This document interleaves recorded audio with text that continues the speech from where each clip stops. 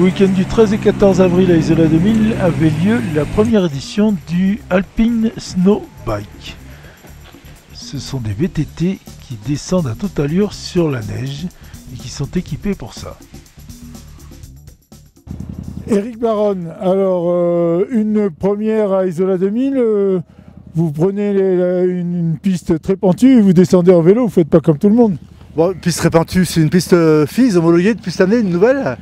Les deux tiers sont pas trop pentus en fait, il y a le dernier mur qui est un peu délicat, mais en vélo sur une neige dure mais pas glacée, ça marche, on peut le faire.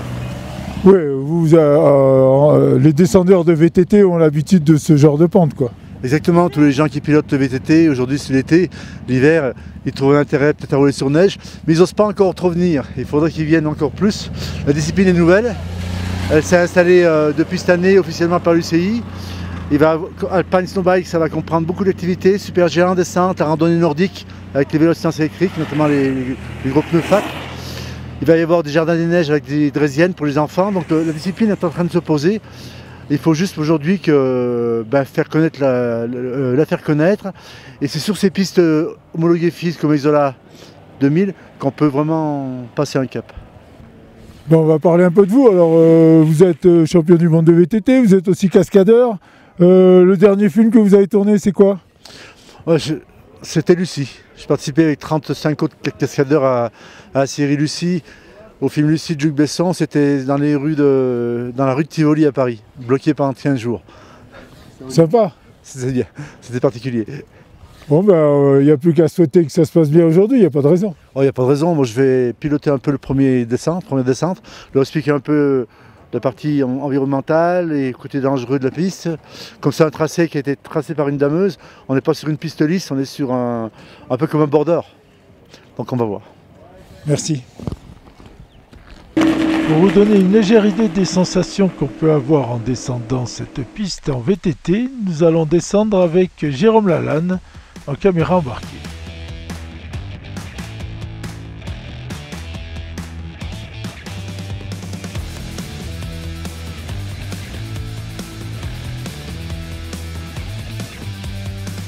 Comme vous pouvez le voir, la piste a été spécialement aménagée pour cette compétition. Elle est un peu moins large et il y a des bourrelets de neige sur les deux côtés.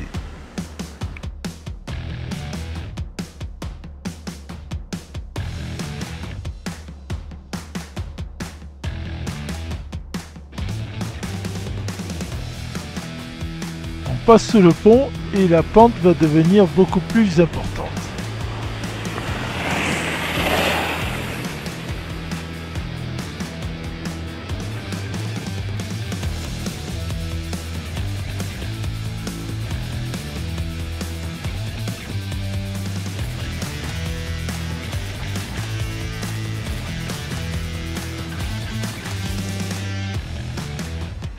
Comme si ça ne suffisait pas, ils ont rajouté un tremplin au beau milieu de la pente.